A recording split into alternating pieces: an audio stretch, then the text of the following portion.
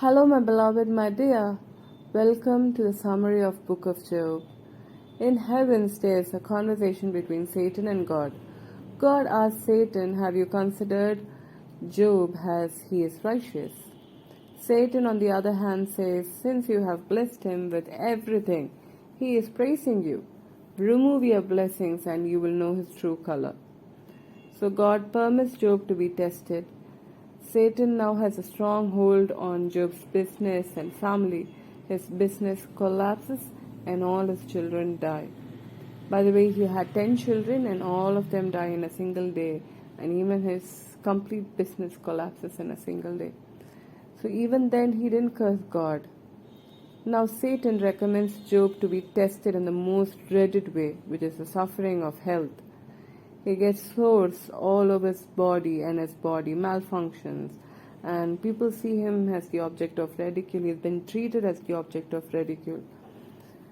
So Job curses the day of his birth, as this is very traumatizing, and there is no one by his side. Even his wife left him, saying, "It is better to curse God and die rather than suffering this way." And then his friends arrive.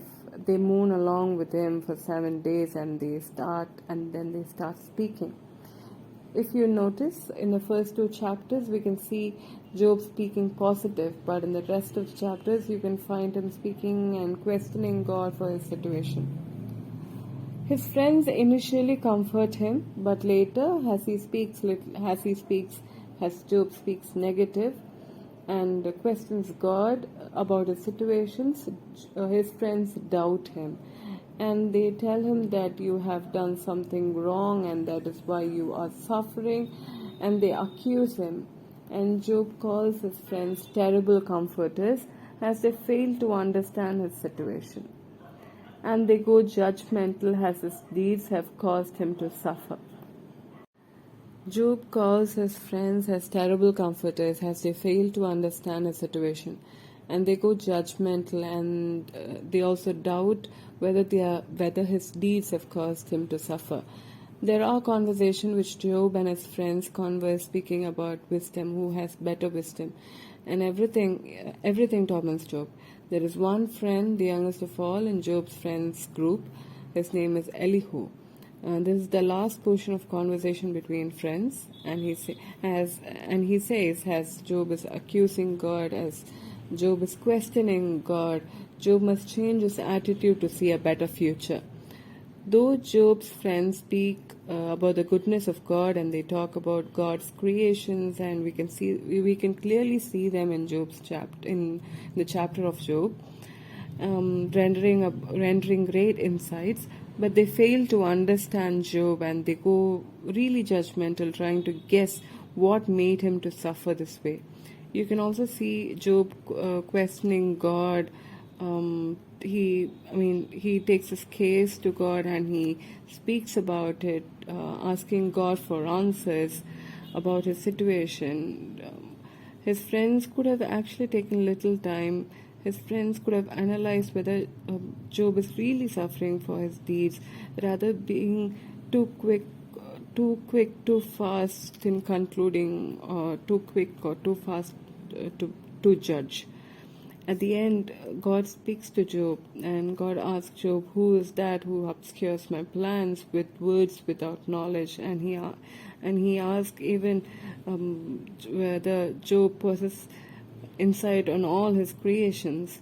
Lastly, God talks about two creatures. One is Behemoth, which is the land creature, and Leviathan, which is the water creature. And he explains to Job about how magnificent these creatures are.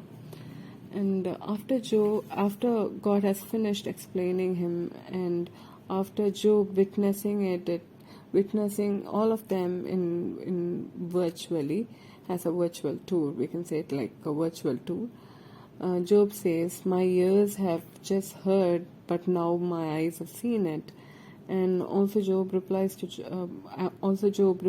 God, telling, "Surely I spoke of things I didn't understand, things too wonderful for me to know." So, and wait, That's not the end. God says he is angry with Job's friends as they did not speak the truth about God. But Job spoke the truth. Even though Job's friends spoke the goodness of God, God said they didn't speak the truth. Rather, he said Job, who spoke the painful, the toil, the vile sides of life on earth, the reality of the good and the bad. So God said Job spoke the truth, and probably Job would have had a strong instinct that was actually his testing phase, and he was seeing both the sides of life, and his words had the truth. So Job prayed for his friends, and the Lord restored Job's fortune. He gave him twice as much as he had before. His brothers and sisters came home and ate with him, and each gave him a piece of silver and a gold. The Lord blessed the later part of Job's life more than the former portion. Having restored business, and now he had seven sons and three beautiful daughters, and Job died as an old man full of years. May God bless you just like Job and restore and double you the fortunes. Through Jesus Christ's mighty name. Amen. Thank you so much for listening. Have a nice day.